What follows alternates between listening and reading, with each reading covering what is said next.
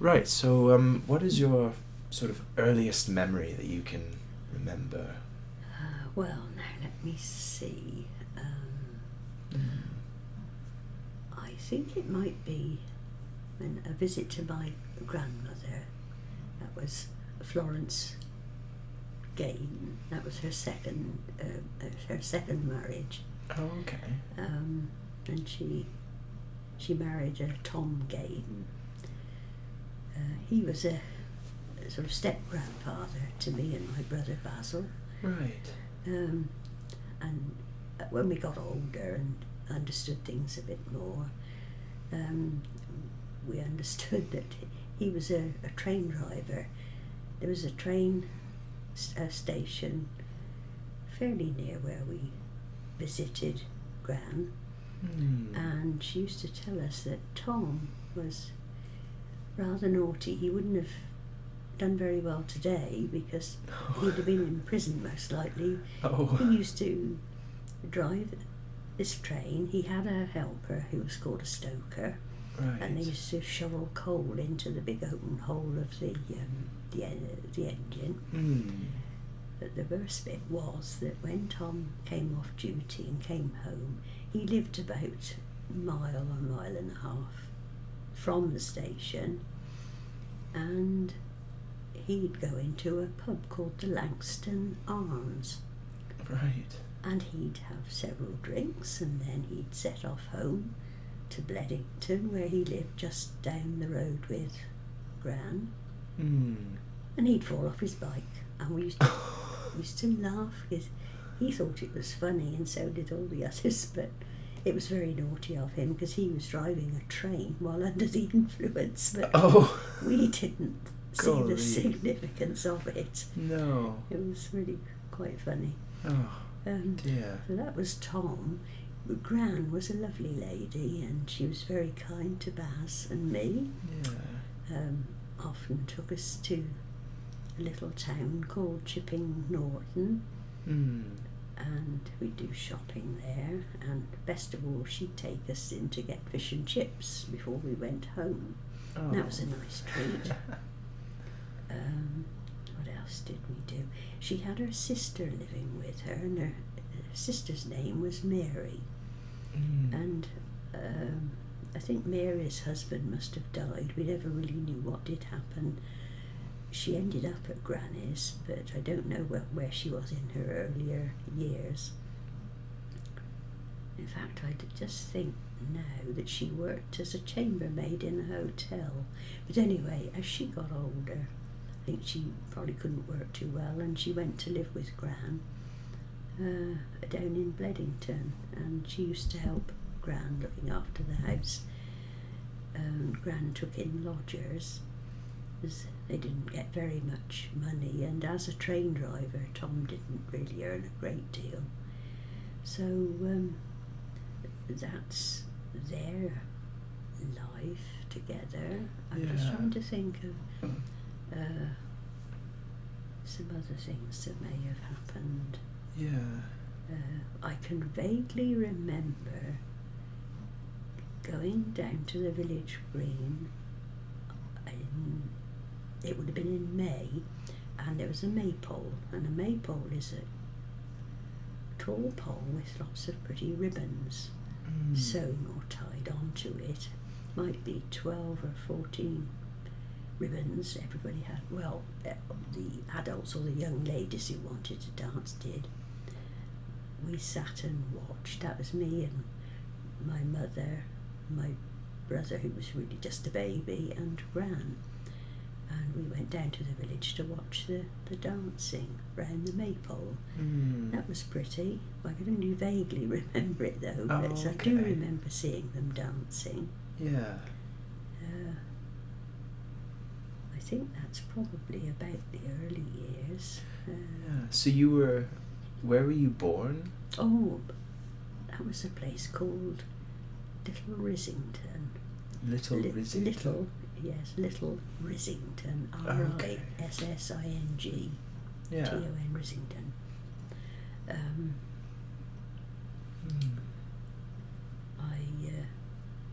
think I took rather a long time being born. And my father, of course, he was only used to delivering cows and horses. Didn't think too much about his wife having a baby.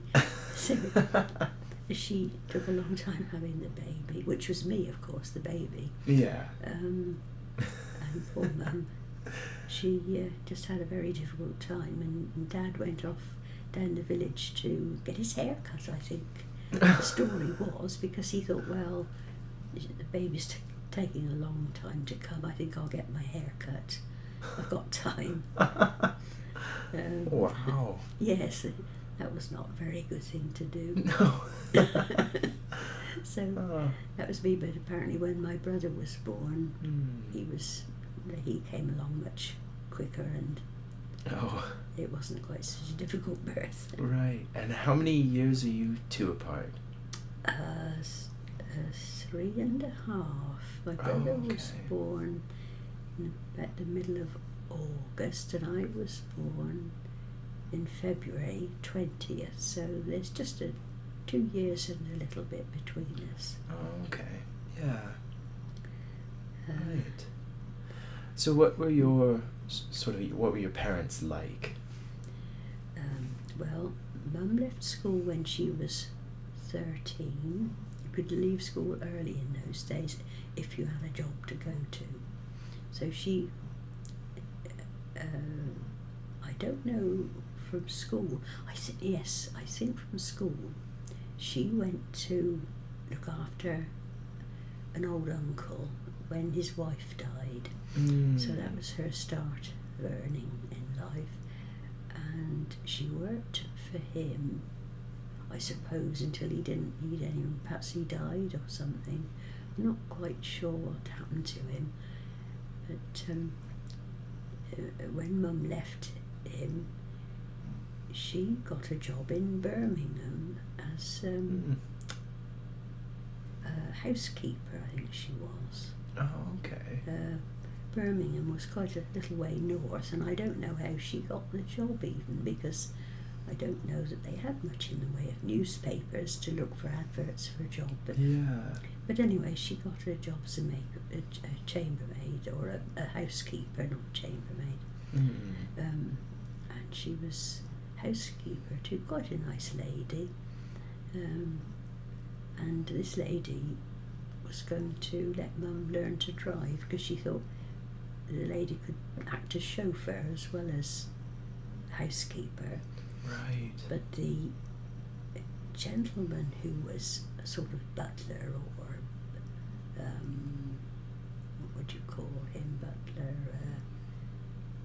Kind of men are not called maids, aren't they? Housemaids. No, footman or... Footman could have been something like that. Yeah. And anyway, Mum worked there. But when the man who was the chauffeur heard that Mrs. Shipton, I think her name was, Mrs. Shipton was going to pass some of the driving over to... Your mum? Yes. She said she'd leave. She didn't want anybody else taking over her job. So Mum had to abandon the idea of learning to drive. Oh. She was sorry about it, because she had just started to drive, and it would have been quite useful and quite a nice thing for her to be able to do. Yeah, definitely. Anyway, she lost the chance of learning to drive. And her Mum's sister, Liz, or Elizabeth, you could call her, Liz had a man friend, that was it, and his name was Dick May. This gentleman who, he'd been a groom for somebody. He liked horses and he was a groom. Anyway, he got to know Mum through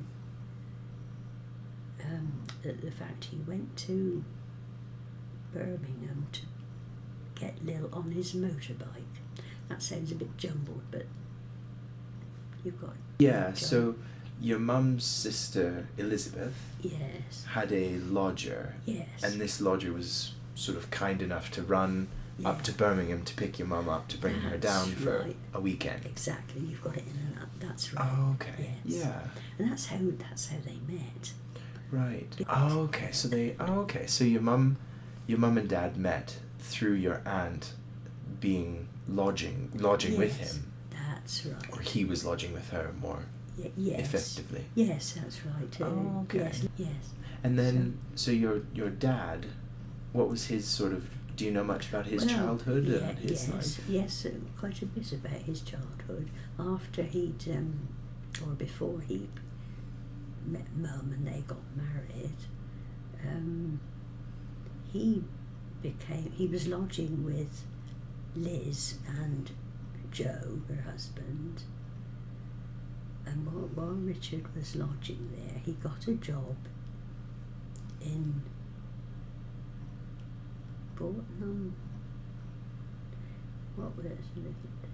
Bourton on the Water. He got it because this is all up in the Cotswolds, you see. Yeah. Anyway, Richard got a job as a groom with a very nice gentleman in the village who was quite wealthy, and they had stables, and Dad liked horses, and so he got a job there with Major Warner. Major Warner was the owner of these nice stables as a groom. That's right. So he would be grooming horses and yes, that that's sort of right. thing? Yes, and working in stables. And he would have in been fact, quite I brought young. you a picture. It's in the envelope. Okay. Nice picture. He Yeah. gave it to me before he died, and he wanted one of you children to have it. And I thought, well, you were most interested, so I think you should have it. We've taken it out of his frame to bring it. This was not recently, this was some little while ago. Right. Before he died, he gave it to me and wanted one of the boys to have it. Well, Yeah. I think you're the boy that would probably appreciate it. I'll give it to you before we go. Anyway, so he went to work for Major Warner. Right. And how old would he have been around this time? Well, Quite young, or? yes, I can tell you his age. Let me just see here. He and Mum got married about 1930, 31 or 32. Oh, okay. Well, he was born. So if he was, say he was 32 or 33. Right. He was born in 1905. Right. Okay. So you can work out his age. Yeah. from So that. about 25-ish. Yes, I've got his dates and all the other things you can refer to when you put Yeah. it together. Yes, so they got married when I was born in 1934, and Dad was still working for Major Warner. And what happened? He was with Major Warner for quite a long time, Oh, okay. but I don't know why or what happened, why he left. He did like changing his job. We often moved house, so it probably not for any real reason. Maybe he just heard of a job going with a bit more money, but he got on well with Major Warner. But anyway, he left and went to work somewhere else. Yeah. So that was. Oh, and as a child, he had quite a sad childhood. His father. His father died when Dad was about 8 years old. His father died. He was in the Navy. Right. And we got some pictures and things which you'll have to go with it. Yes, his dad was in the Navy, and he didn't like alcohol. His name was John May, or Jack May as he liked to be called. So I think you like to be called Jack. Yeah. So it's in your name. So yes, I think it is, isn't it? No, John. Yes, well, Jack, John. Yeah. Yes, he liked to be called Jack. And what came next? Yes, his father died, and then of course Gran, she had to work harder then. She would have got a little bit of money as a pension from the Navy or somewhere they got a little bit, but she was a working woman. She always worked very hard. She was very good to Baz and me when we were children. She used to help Mum and Dad with their finances. It was with 2 young children. Yeah. You know, they didn't have a lot of money, but she was very good, Granny. She often bought us clothes, and she'd take us on holiday. We'd go to Folkestone sometimes, and Folkestone was sort of almost like a family home, because Granny was born in Folkestone, I believe. Right. And what did they do? I think she lived down in that area in Folkestone. Well, I suppose she marrying Jack May, that took her near the sea. Right. And that's of where course. that's where she spent a lot of her younger life. So she had Dad as a little boy, but nobody to help her really. No. And she did housekeeping jobs, and she was keen on Dad having an education, and she paid for him to have some private lessons, which was something quite commendable in those days. Yeah, that's very good. Yes. He had a number, when Dad grew up, he had a number of jobs. He left Mr. Warner's, and I don't know, I think he had sort of odd jobs with horses and on farms and things. Yeah. And then, of course, in 1932, I believe it was, he and Mum got married. Right. And from then on, it was, we'd have a year or two in one place and a year or two in another. Okay, Lillian's mother and father, I missed them out. Lillian's mother was Mama Alice Hill, was it? Alice Hill, yes, That's I think that was it. Yeah. But once somebody was called Hester. But anyway, I've got their names, we'll correct that. Yeah. Just a sec, let's get this straight. Mum's father was called, what was he called? Something new. James Hill. That's it. Yeah, we've got his picture on the thing actually. Yes, you have. That's right. Now, James Hill. He married Hester Clark. That was it. So Right. you've got Hester and Jim or James married. Yeah. They had Mum, who was Lily and Alice, or they had Elizabeth first, then Mum, Yeah. and they had 2 boys. Right. One boy, the oldest boy, had a farm accident, riding on a cart, fell off and fell onto the what you call the wooden bits of that hold the wheel. Oh, the spokes or Yes, you know that the wheel, you got the round wheel, the spokes, and then you got the rod in the middle that hold the axis. axle. Axle. He fed the boy. I got his name in that for you anyway. Yeah. He fell on the axle and broke his neck sadly. The other boy, so I can't think of the boys' names that I should do. Yeah. I think it's just I'm trying to think too hard. Yeah, well, we'll try to pull them up in a bit, so don't worry about that. Yeah. That's Lily and Alice and John Richard May got married Yeah. in June 1932. Yeah. And they lived in a little cottage in Little Rissington. That was Right. and that's where I was born, and my brother was born, and then we all moved on somewhere. Dad had several jobs, and Yeah. he had, I'd have to sort of think about it. But he had, quite a number of jobs. Yeah.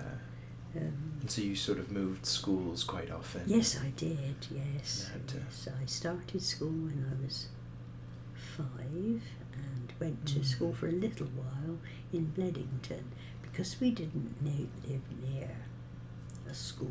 We lived in a remote village. Yeah. I went to stay with Granny, who was Florence Ellen. Mm. I stayed with her in the week and then go back to my mum and dad at weekends. Right. I loved going to school and never missed a day if I could help it. Yeah. So I was at school there at Bledington, and then I moved on to some other places where I'd have to have a little think about the names. yeah. I know them, but I can't quite think. Anyway, that Yeah. takes us up as far as my grandparents. Oh yes, I forgot to put in a little bit about when my mum and dad getting married. Right. Major Warner is reputed to have said, "That silly boy is marrying Jim Hill's daughter." Now, Jim Hills, who my grandfather Yeah. was a poacher of renowned. Oh, really? That's where that bit came Oh. in. That, when Major Warner heard that Dad, who he quite liked, and it was Dad Yeah. was a good horseman and everything, but He was marrying the He daughter was- of a poacher. that's right.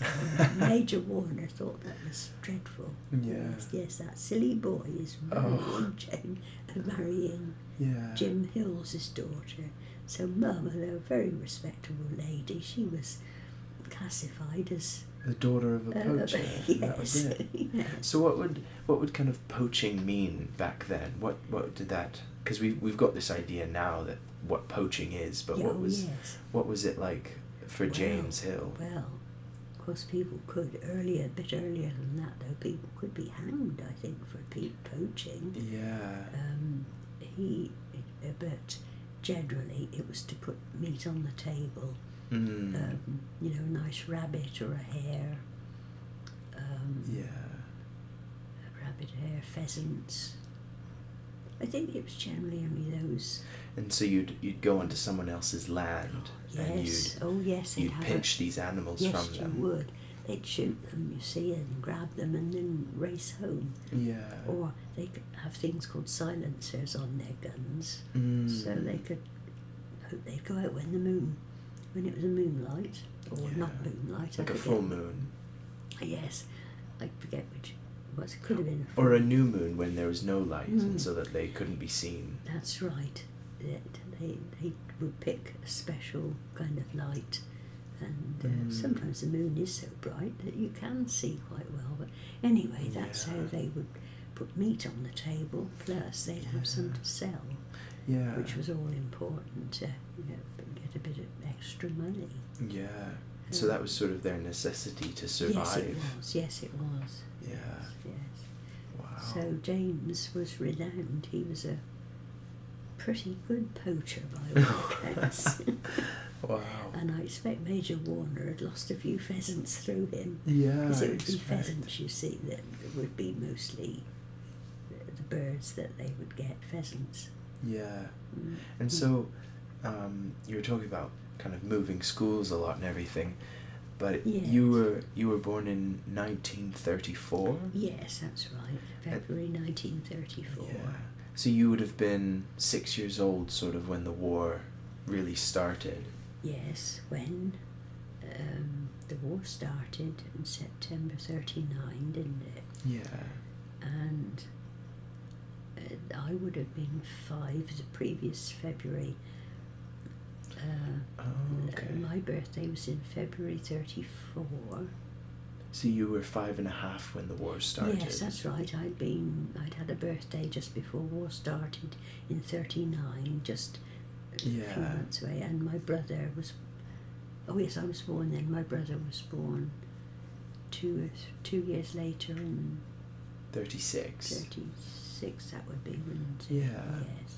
Oh, okay. I think I got that right. Yeah, and so Um, sort of Did you start, like, did you notice it as a sort of a 5-year-old sort of? What with the war? Yeah, did it kind of affect your life a bit? No, Or? it didn't. Not a really? bit, because I didn't know what war meant, and I can distinctly remember my father. I can distinctly remember saying to Dad, "What's a war?" Or "What does a war mean?" I think I probably said, "What's a war, Dad?" And he said, "Oh, well, it's like Mr. Soper was another worker on the farm there, and he said, well, it's like Mr. Soper punching Major Warner on the nose." And that was his explanation to me. He couldn't, I mean, how do you explain war to a child? Yeah, to a kid. And that's to him, or for me, that's how he put it. Yeah. It was for Mr. X punching Mr. Y on the nose.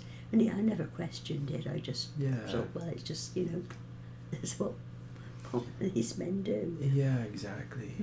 Yeah. And so the war obviously kind of dragged on a bit, and that would have been sort of from... Yes, till 1945. Yeah. So that would have been kind of quite a lot of your childhood in World War II. Yes, five years of it, really. Yeah. But it didn't affect us much. We were so fortunate not being in the city like so many. Yeah. And not us personally, but a lot of children were sent to the countryside, which must have been the saddest thing.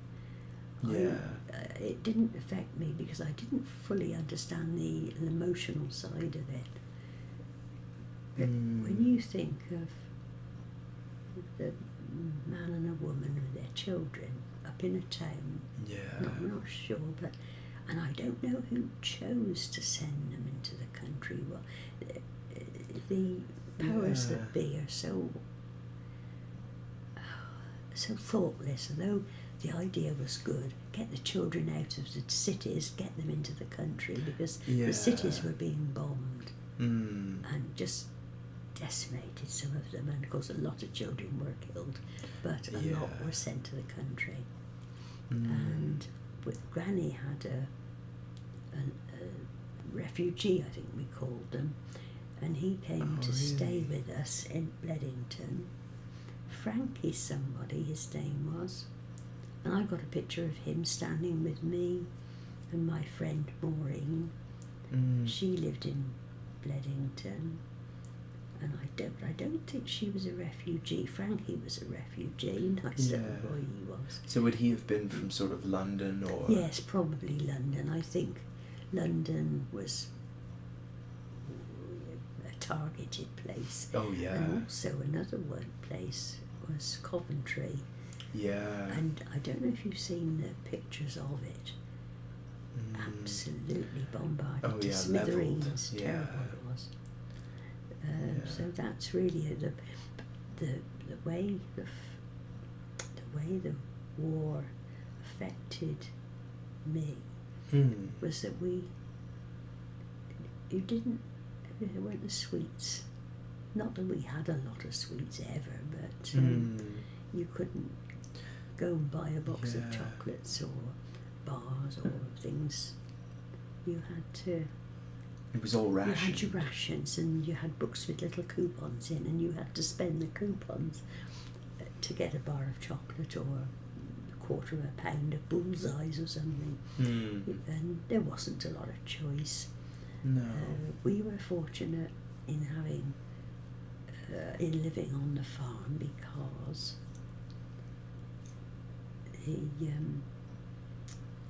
the farm, well, Dad working on the farm, and I think he worked on the farm all through the war. Right. You could get as much milk as you wanted. Obviously, if you were milking the cows, and we had a churn, and Mum would get the cream off and make butter, so we weren't deprived in that way at all. No. In fact, I think we had, quite a pleasant childhood. So it just didn't affect us.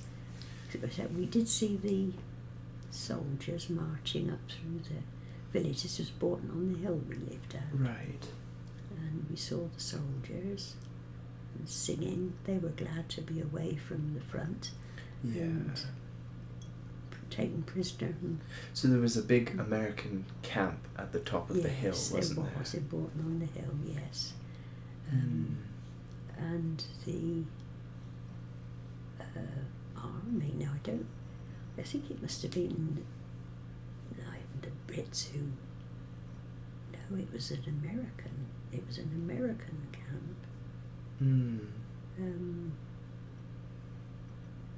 Because they used to do some of their practicing, and I don't know how, but with hand grenades. Would they just throw them or something? Wow. But they used to practice, and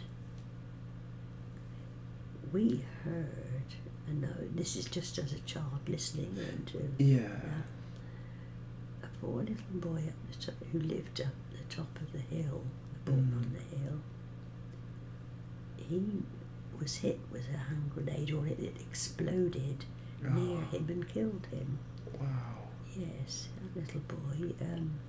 So they'd sort of be practicing, and this boy got caught in the crossfires. I think that was it. I'm sure we were not supposed to have been anywhere near it, so maybe he and a friend went. Oh, but, jeez. Yes, poor little boy.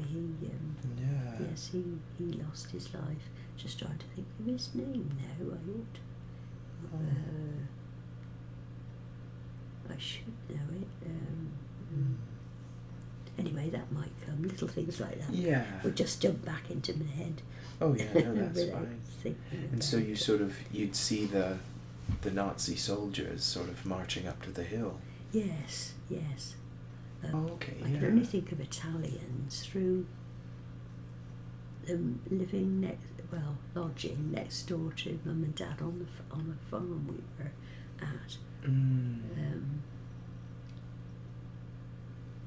Let's see what. Yes, they were next door to us, so they couldn't have been any threat, could they? Well, I suppose they weren't really. They didn't. They had to do as they were told, and they had to fight, didn't they? Yeah. And those were the ones that your sister would go over. That's the one. And your mum got quite nervous about that. Yes, she did. Yes. Now their names, Pio and I didn't know their names. I bet Baz will remember it. Something and Pio.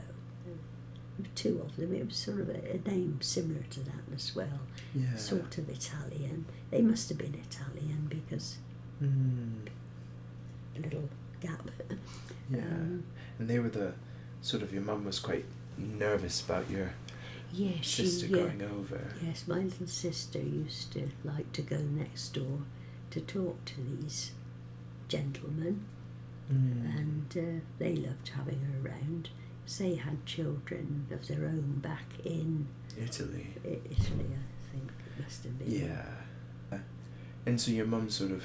Oh yes, she used to let Cindy go round there, or Cindy just took herself round there, I think, and went round.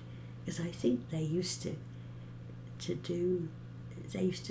the opportunity to do a bit of cooking and baking, I expect, like we call spaghetti bolognese. They apparently made some one day and gave it to Mum and Dad. And Mum was a bit naughty because she said, I can't eat that stuff. Oh. But of course Dad had some, he liked it, but Baz remembered it, and because he said, do you remember how Mum said, I can't eat that stuff? And gave it to the dog or something, but she shouldn't have done it, but she was very set in her ways. Yeah. She just didn't trust the Italians, or she didn't like foreign food? A bit of both. Well, I suppose she hadn't seen meat all fried up and jumbled up like... she'd only be used to chunks of meat in a stew. Right, yeah. So... And they're the ones that your mum sort of went over to them and said, if Cindy's bothering you, just send her home.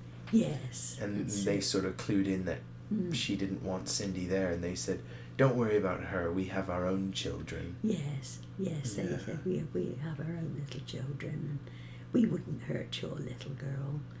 I think they like to have Cindy around there, and they're Yeah. probably missing their own little children, as you can imagine. Oh, they, yeah. they would. Yeah. And so then you sort of, your dad kept moving around and you'd have to keep going. Yes, And then- yes. Yeah. He'd say, he'd get, well, I think what happened, maybe he quarrelled occasionally with people, and yet he was a quiet man. But if something upset him, instead of fighting it out and talking about it, he'd just say to Mum, "Oh, come on, we're off." And she'd have to get out the packing cases and pack up our bits and pieces of furniture. We didn't have a lot. Table, 4 chairs, 2 armchairs and a small sofa. And a tin bath. We had a tin bath. Right. Oh. What else did we have? Oh yes, Mum and Dad would have had a bed, and my brother and I would have had a little bed each. Sometimes there was only 2 bedrooms, and sometimes, perhaps a nicer house. But everything was very poor. But we did have nice milk and cream from the dairy. Right. And I expect if the farmer had an animal killed, he might give them a joint of meat. But I can't say certainly they did that, but it's possible if you had a nice farmer or generous man. And Major Warner was a nice person. And I don't really know why Dad did. I think he fell out with one of the people on the farm. It wasn't Mr. Warner. That's what happened, I believe. Yeah. Yes, but he was. Well, I think he saved Basil's life, because when Basil was born, he was a very sickly baby. He didn't drink his milk, and he was getting thinner and thinner, and just so sick. And there was it wasn't Major Warner he took him to. There was a doctor called Dr. King, and he was a good doctor, just like a village or little town doctor. And of course, health wasn't free. Healthcare wasn't free. So anyway, Mum and Dad decided they must get Basil to the Dr. King, for Dr. King to look at, because they thought, well, he's going to die if we don't do something. Yeah. So they took him to see Dr. King, and he was horrified to see this poor little baby, which was just like a bag of bones. And they started him on condensed milk. Now, you know our thick stuff we make. What's that stuff I make with the chocolate on top? Oh, the caramel shortbread. Yes. Well, for that you have tins of Condensed milk. Condensed milk. Right. And so Basil was put on to condensed milk. It must have been watered down, because he wouldn't be able to suck it thick like that. But No. anyway, he was on this thick condensed milk, and he loved it, and he drank it, or sucked it out of a bottle, Yeah. and it saved his life. And Oh, then wow. he was quite a healthy little baby eventually, but they just pulled him back from death, really. He was nearly a goner, poor little chap. Yeah. Holy. Yeah, and he had ginger hair with lots of curls, very much like Sam's. Oh, was. really? Yes. Oh, wow. Yeah, very much like Sam's. Yeah. It's funny how you see different traits coming. Yeah, through the tree. Yes, yeah. So do you remember when the war ended? Do you have any sort of memory about that sort of time? Very vaguely, because 1945, I think I left school and gone to Newbury to school that taught shorthand and typing. Oh, like a secretary. Secretarial school, that was it. Yeah. Where you learned shorthand and typing and bookkeeping. Yeah. So I was at school, not at school, I mean I was at this, well it was like a school, this college, and I was there for nearly 2 years, and I learned shorthand and typing, and then I got a job. At the end of the war, lots of villages had parties and were celebrating, but I can't remember much about it. I sort of knew when the war ended. It would have been in the papers, and there would have been rejoicing in many places. But it's a funny thing, I just don't seem to have much in the head about it. Although, 1949, I was, well, what was I, 5? No, I mean, what was I, 13 or 45? 1945 is when war ended. Yeah, so 10, 9. 45, Oh no. 45. Well, yes, I'd have been 10, no, 11. yes. Yeah. And so you Must- started secretarial school at 13, was it? Yes, Yeah. yes, that was it. I went to night school, I went to day school for a year and a half, and I'd been going to night school from when I was 13 through till 40, oh, I can't quite think the date now. But anyway, I qualified and Yeah. went to work at the nearby factory called Tenoplas. But What was it called? Tenoplas, it was the plastics. Yeah. They produced plastics. Tenoplas. Yes, Tenaplas, Tenoplas. Oh, okay. And plastic manufacturer. That's right, yes, pipes and water pipes and all Oh, that sort okay, of stuff. right. Yeah, so I was there. And you worked as sort of the secretary of Yes, the yes, plant. I worked in what was called a general office, just typing and doing junior work to start with, but Yeah. I enjoyed it. I can't say, I'm just trying to think back to when the war ended. Oh, okay. I yeah. think we still had a lot of restrictions on stuff. You Yeah. didn't get much opportunity or much stuff to choose from. Everything was pretty sort of static, I suppose. It took a while for the country to recover. Yeah, because I don't think rationing ended until sort of the 50s. That's right. Yeah, that's right. So, did that? Do you think that had a big impact on your life, having to be very frugal and careful with what you spent? Well, I think so. Yes, I'm sure it did us good. We learnt to value of things. Of course, you didn't always appreciate not being able to get things. And clothes, if you're looking in a dress shop, there might be 2 or 3 dresses in the window to choose from, and things that you wanted to buy, a lot were sort of restricted, and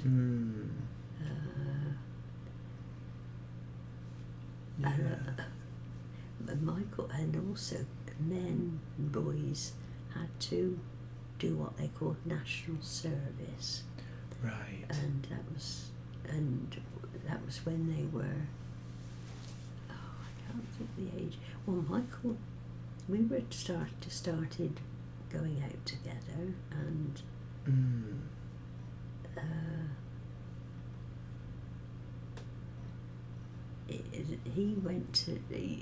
he was fortunate in being able to choose what town or what car he wanted to go in the RAF, so that was sanctioned. And then where did he want to go?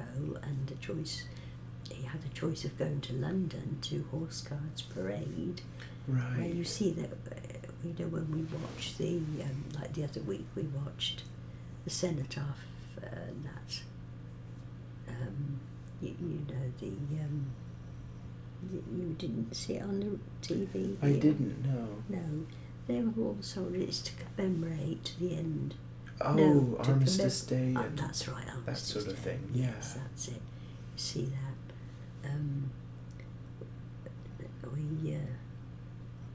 Yes, he was fortunate in being able to do his national service there. Yeah. But what I was funny bit I was going to tell you. Yeah. His job, and all the boys, and I suppose mainly women, if they wanted, they could go to do their national service 2 years. Right. Well, Michael was fortunate in doing his in London as a dispatch rider, so you can imagine he just loved that. So he'd be sort of on his motorbike going through London, delivering messages. That's right, and all the documents. He'd go all the houses, offices. I expect he would tell you more of that. How what it was like, and he'd have to go into the offices, and I don't know how he came to be looking in a desk, but he'd gone to deliver some stuff, some documents, and he pulled open a drawer, and he was waiting for somebody, I believe. Pulled open the drawer, and it was stuffed full of sweet coupons. Oh. So he took a handful. Really? Yes, he did. Oh, wow. We had sweets for the rest of the war. There was never any worry about, to save some, don't be too greedy. We'd go to, and he could get home on a weekend because he was so near to the station in Reading that he could, or he could come on his motorbike. That was allowed. I think it was his own motorbike. Yeah. But anyway, he could get the train. He had to be in uniform. I got a nice picture of him and myself walking along. I'd met him at the train in Reading, and we'd go to the pictures, and we'd have fish and chips. And yes, I can remember. We used to go and have tea at a little restaurant just behind John Lewis's big store in Reading. There was a nice little restaurant there. And we'd have cheese on toast and some pineapple chunks. I don't know how we got that. It must have been near the end of the war where things got a bit better. You'll have to allow me poetic license. Oh yeah, no, that's fine. So, you sort of jumped around schools quite a bit, but then your dad got a job near Ashampstead, or across the road, basically, from Ashampstead. That's right. We'd gone to a place called Hall Farm, which was not too far up the road from Ashampstead, and Ashampstead had a nice youth club, and I used to go to that. And I had a friend, Stella, who lived in the village. And she went to it as well, and I've got some photographs that support all this sort of stuff. Oh yeah. Got a picture of Michael's mum and me and Stella. We'd gone to a fancy dress party in the village hall in Ashampstead. Yeah. And we were in our fancy dress. That was a fun evening. So how old were you at this point when your dad moved? When we moved down, it had to be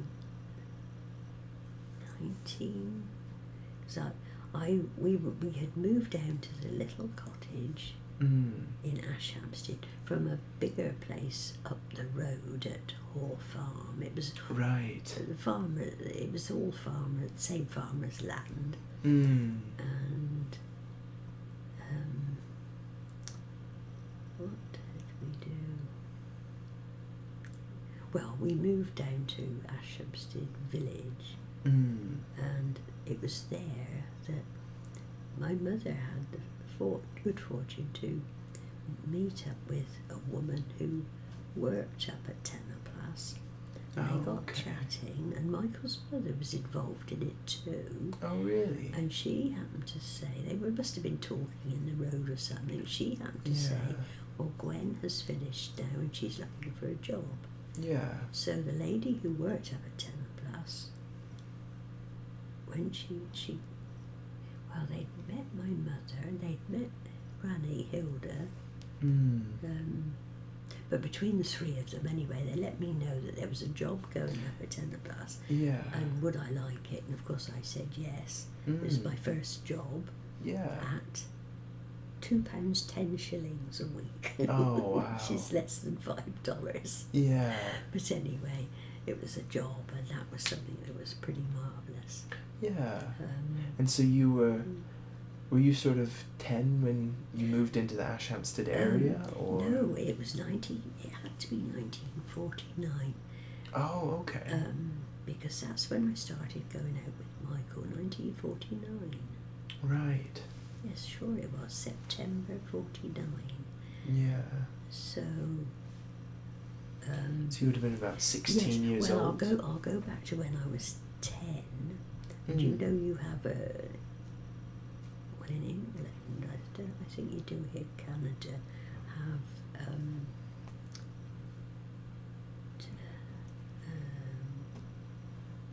you have it, you like, when they're 12, you like the Scouts, or that.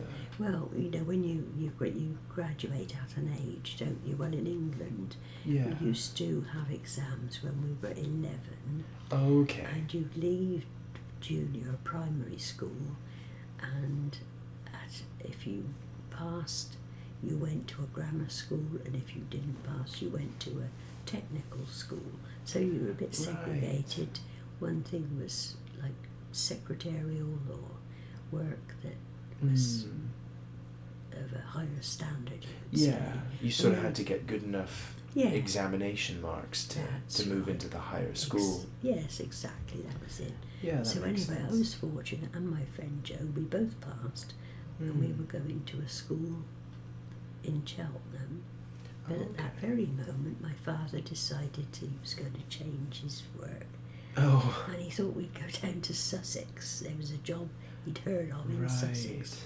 So we go down there, but I couldn't start at the school. I was very disappointed because it was going to be a nice school with a uniform. Nowadays they all wear uniforms, but there it was only the school, like the grammar schools, that wore a uniform, and it set you apart, and it was a bit wrong, really, I suppose, but it didn't. Quite a high standard then. Yes, it would have that's been. right. Yes. Yeah. And I would have enjoyed it. Anyway, I went to this other school, and I thoroughly enjoyed it. We went to Kingsclear, which we were down in Sussex, of course, when my brother Michael was born. Right. And that was about 1949. I think.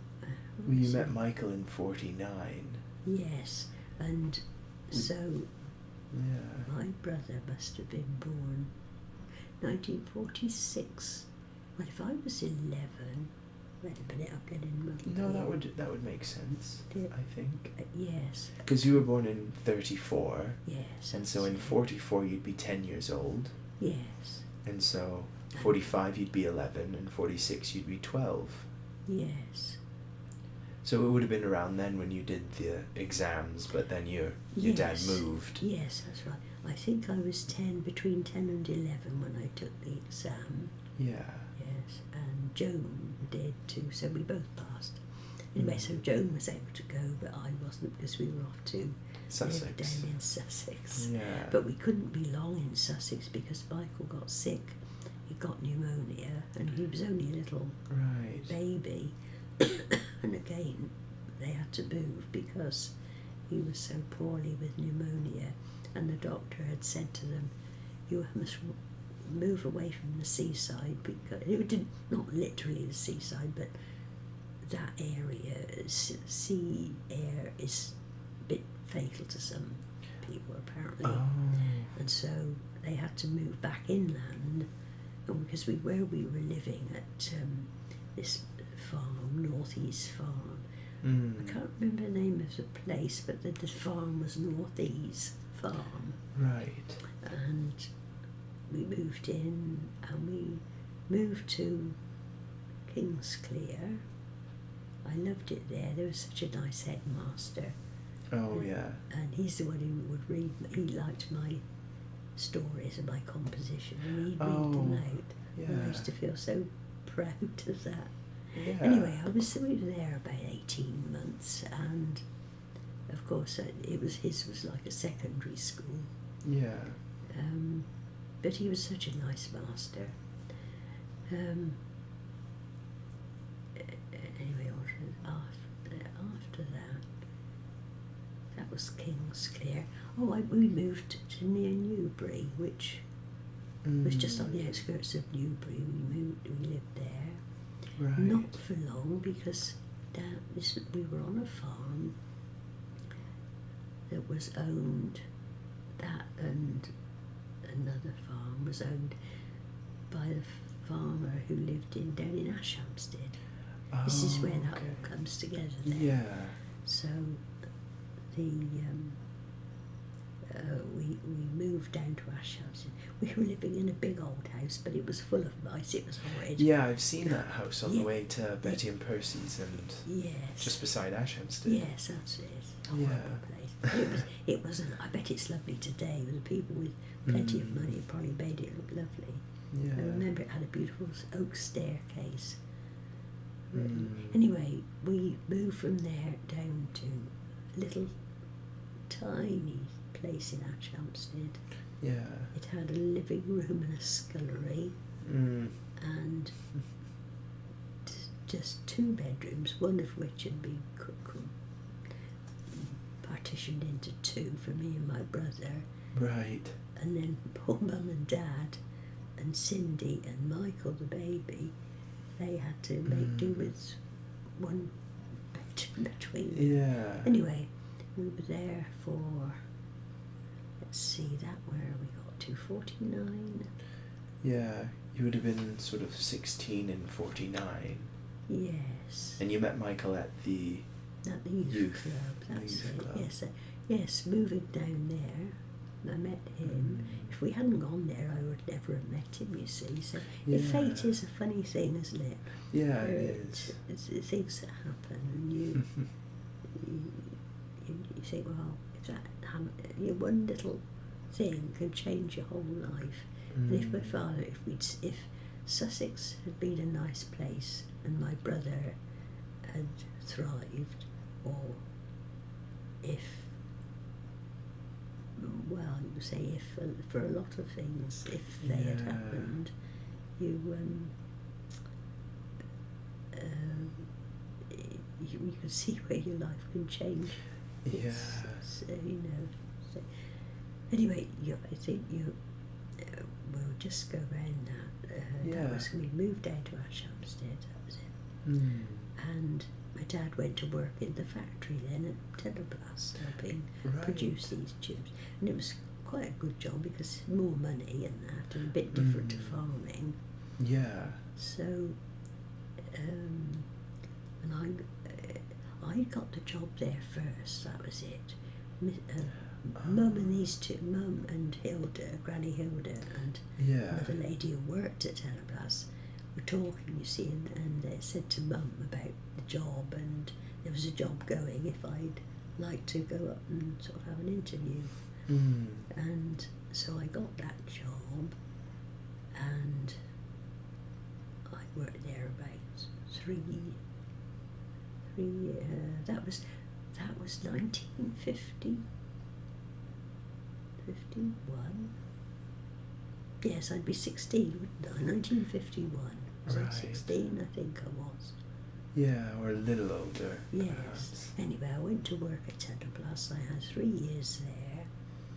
And while I was there, Teleblast decided to build a few houses to put their workers in. Oh. And I said to this lady I worked for, Mrs. Earl, would they consider letting my father have one? Well, at that time I was working there. Dad was there, and my brother Basil, he went there, and he was had so it was a family affair, 3 of us. All 3 of you working at the same company. It. Yes, and my brother Basil was doing an apprenticeship. Right. Anyway, then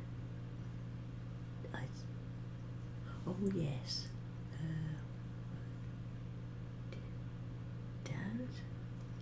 what happened, but there was somebody, he had, for some reason Dad fell out with somebody there, as usual. Yeah. And the thing is, that house is what you call, if your house is tied to your job, you can't move away, you've got to stay put. Yes. Because if it's like on the farm, we always had to move to a little farm cottage. You couldn't go and get a nice house anywhere because there wasn't one. Yeah, you had to live on the Yes, on the premises. That's right. So Tenoplas, you see, Dad, where they built these half a dozen houses were down a driveway, and anyway, because I was working there, my brother was apprentice there. Dad didn't have to stay there; he could leave. Oh, and you guys could stay in the house. We could stay in. That's right. Oh, but that's good. then Tenoplas wanted to sell the houses, so we thought, well, Dad,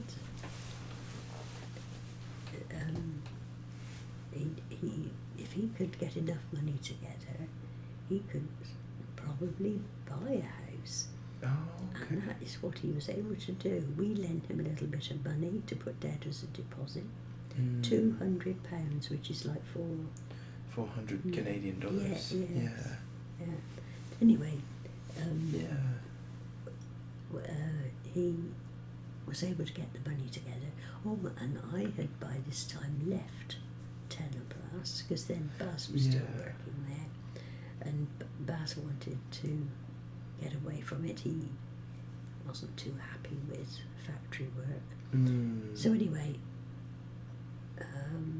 And you had already you'd met Michael and you were courting. That's right. And I went to work in Reading. I got a job in a bank. Right. I fancied working in a bank where there was lots of money. Yeah. It wasn't particularly well paid, but it was quite nice, quite enjoyable. And that's sort of where you started saving for the house and everything. That's right, for Beggar's Roost, yes. Yes, we decided we wouldn't get married until we got enough to build a house. So we saved every bit we could, and I had £3, I think it was, at the bank. Oh, wow. And my mother had £1 towards my keep. It was nice for her, she had a little bit extra money then. Yeah. And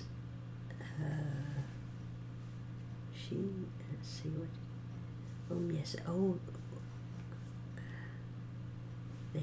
they were saving as well.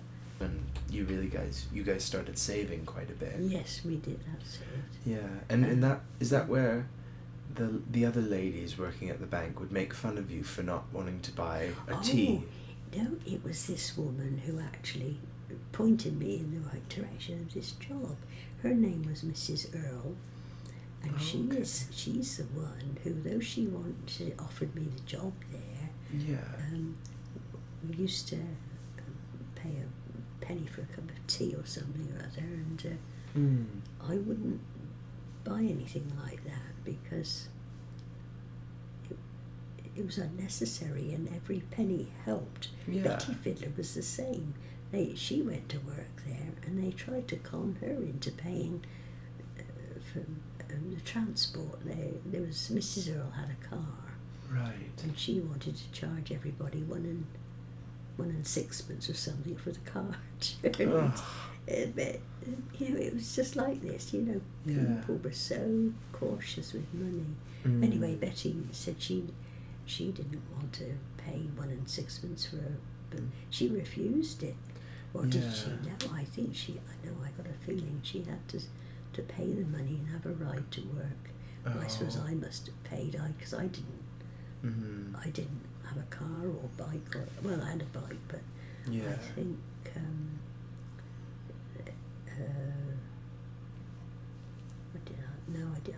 I must have paid something. Anyway, I was going to say, I had £3. £1 went to my mum, that left £2, and you'd have expenses, a little bit of income tax, and national health and national insurance, Mm. and 1 and sixpence for my my right to work. Yeah.